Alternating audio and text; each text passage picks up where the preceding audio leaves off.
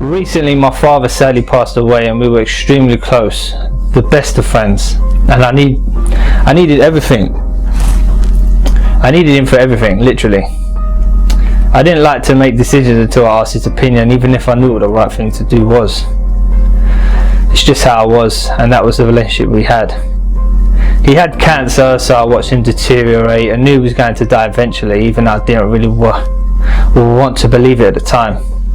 He had cancer for 2.5 years, but I noticed him seriously deteriorating in May. Since May I've not focused on my speech at all, really. My whole attention was focused on how can I get my dad better and how can my dad become one of those miracle stories that you hear about. In late June, early July, he had to be hospitalized as his condition had got so bad. Anyone that has experienced this know that this kind of stress and pain is different to anything you've ever experienced before. We all show our successes, and rightly so.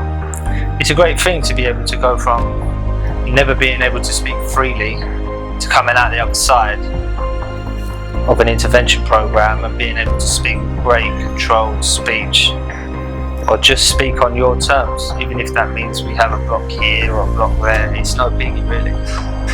As long as we all get through life comfortably with no avoidance, then that's the main aim. Anyone that has experienced this know that this kind of stress and pain is different to anything you've ever experienced before. When we are highly stressed, it has to come out in some way. And with us stutterers, well, especially me, my stutter became terrible again. This stressed me out even more because I was so determined to show my dad I had good speech that when I was speaking to him, I would struggle even more. He did say to me though, I'm not worried about your speech. I know you're just worried about me, and that's what's bringing this on.